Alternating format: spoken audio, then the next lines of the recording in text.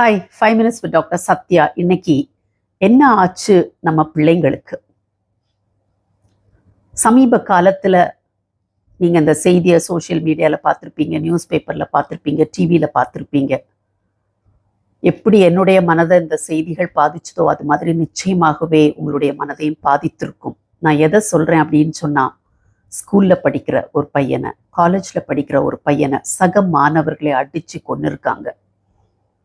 அந்த அப்படி கொலை செய்யப்பட்டவனுடைய பெற்றோருடைய மனநிலையை யோசிச்சு பாருங்க. எவ்வளவு வேதனைப்படுவாங்க, எவ்வளவு அவங்க துடிச்சு போவாங்க.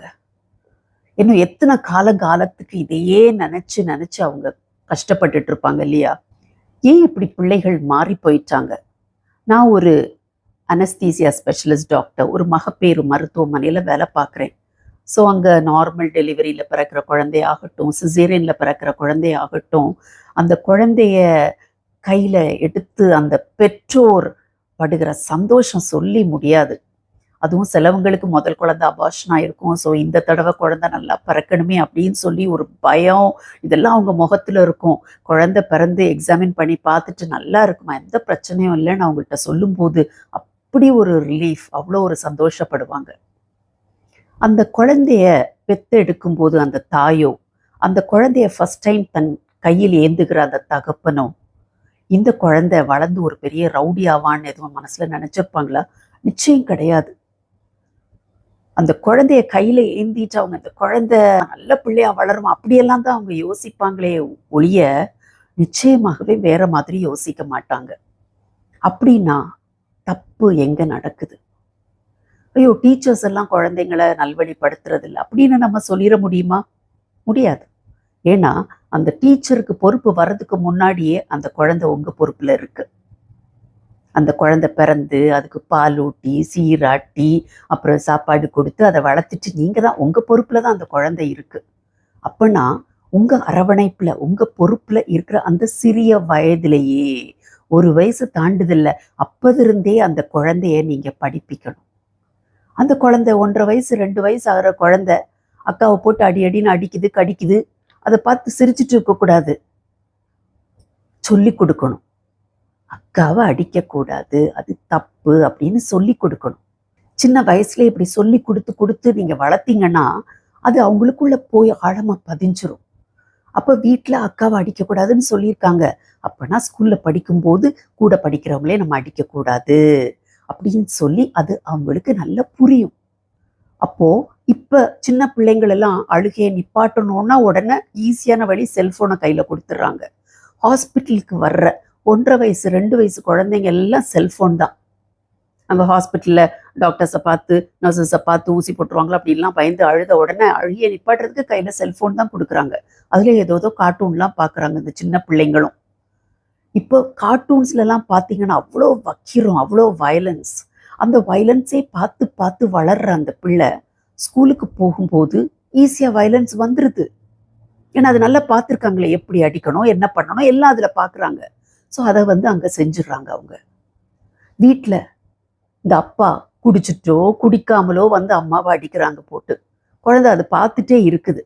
அப்போது அதுவும் உடனே அக்காவை அடிக்குது, அண்ணன் அடிக்குது, ஸ்கூலுக்கு போகும்போது மற்ற பிள்ளைங்களை அடிக்குது.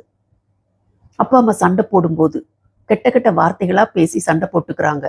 இந்த குழந்தை கேட்டுட்டே இருக்கு, என்ன பேச்சு வரல, ஆனா உள்ள எல்லாம் போகுது. பேச்சு வரும்போது அது வாயிலிருந்து அந்த கெட்ட வார்த்தைகளும் வெளியே வருது. ஏன்னா அதானே கேட்டு கேட்டு வளர்ந்துருக்காங்க. அப்பா பேசுனாங்களே, அம்மா பேசுனாங்களே, அப்ப அது ஓகே தானே, நம்மளும் பேசலாம், ஈஸியா வாயில வந்துருது. அப்போ பெற்றோராகிய நாம் தான் இந்த பிள்ளைகள் நல்வழிப்படுத்துறதுல பெரிய ஒரு பொறுப்பு நம்ம வகிக்கிறோம். அந்த சின்ன குழந்தையிலிருந்தே அதுகளை ட்ரெயின் பண்ணணும். தமிழ்ல ஒரு பழமொழி சொல்லுவாங்கல்ல, 5ல் வளையாதது 50ல் வளையாது. அந்த 5 வயதுக்குள்ளுக்கு பிள்ளைகளுக்கு சொல்லி கொடுக்க வேண்டிய நல்ல வழிகள் எல்லாம் சொல்லி கொடுங்க. அந்த வயசுல கத்துக்கிட்டாங்கன்னா அவங்க பெருசான பிறகும் அதை மனசுல வச்சுப்பாங்க. திடீர்னு பெருசான பிறகு அதெல்லாம் கற்றுக் கொடுத்தா அதெல்லாம் உள்ள போகாது. அதுக்கு ஏன்னா அவங்களுக்குன்னு ஒரு சுய புத்தியெல்லாம் வந்துடும். இப்படிதான் செய்வேன் அப்படிதான் செய்வேன்னா வளர்ந்த பிறகு வந்துடுவாங்க. ஆனால் சின்ன வயசுல நீங்க சொல்லி கொடுக்கும்போது அது ஏற்றுக்கொள்ளக்கூடிய ஒரு மனப்பக்குவத்தில் அவங்க இருப்பாங்க. பைபிள்ல கூட ஒரு அழகான வசனம் இருக்கு. நீதிமொழிகள் 22:6.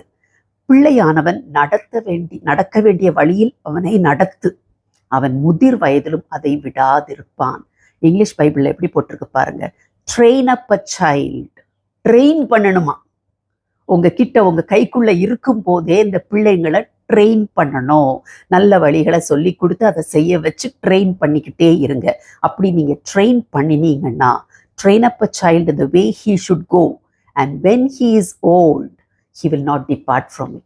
அப்ப நான் வளர்ந்த பிறகும் அந்த நல்வழிகள் எல்லாம் கற்றுக்கொண்டாச்சுல்ல, சின்ன வயசுல இருந்தே கற்றுக்கொண்டாச்சுல, அதை விடவே மாட்டாங்க அப்படின்னு கடவுள் சொல்லி வச்சிருக்கிறாரு. அப்ப பெற்றோராகிய உங்களுக்கு எவ்வளோ பெரிய பொறுப்பு இருக்குல்ல. நீங்க ஒருவேளை இன்னும் கல்யாணம் ஆகலையா இருக்கும், கல்யாணம் ஆகும் உங்களுக்கு, அதுக்கப்புறம் நீங்களும் பெற்றோர் ஆவீங்க, இல்லை ஏற்கனவே இப்ப பெற்றோரா இருக்கிறீங்க. யாருனாலும் சரி, சின்ன பிள்ளைங்க உங்க கைக்குள்ள இருக்கும்போது அந்த பிள்ளைகளுக்கு நல்ல வழிகளை சொல்லி கொடுங்க. உங்களுக்கு ஈஸியா இருக்கும்னு அவங்களுக்கு கையில செல்போனையும் டிவியெல்லாம் கொடுத்துட்டு நீங்க பாட்டுக்கு உங்க வேலையை பார்த்துட்டு போகாதீங்க. அவங்க கூட இருங்க, டைம் ஸ்பெண்ட் பண்ணுங்க, நல்ல நல்ல காரியங்களை, அழகான குட்டி குட்டி கதைகள் எல்லாம் வச்சு சொல்லி கொடுங்க. அதை செய்ய வைங்க. அடுத்த தடவை ஒருவேளை தப்பா எதுவும் செஞ்சுட்டாங்க, யாரையும் அடிச்சுட்டாங்க கடிச்சிட்டாங்க அப்படின்னு சொன்னா அந்த டைம்ல அரவணைச்சு சொல்லி கொடுங்க. இப்படி பண்ணக்கூடாதுமா, இது தப்பு அப்படின்னு சொல்லி கொடுங்க. அப்படி சொல்லி கொடுக்கும்போது அது அவங்க ஆள் மனசுக்குள்ள போய் பதிஞ்சுக்கும். அவங்க வளர்ந்த பிறகும் அதை நடைமுறைப்படுத்துவாங்க. செஞ்சு பார்க்கலாமா? ரொம்ப இன்னைக்கு நான் பாதிச்ச ஒரு காரியத்தை உங்களோடு கூட ஷேர் பண்ணியிருக்கேன். நிச்சயம் இது உங்களுக்கும் மனசுல ரொம்ப ஒரு நெருடலாக இருந்திருக்கும். ஸோ நீங்களும் இதை கடைப்பிடிங்க. நிறைய பெற்றோர் ஆக போறவங்களுக்கு இந்த வீடியோவை ஷேர் பண்ணுங்க. இந்த சேனலையும் மறக்காம சப்ஸ்கிரைப் பண்ணுங்க. Okay, thank you. God bless you.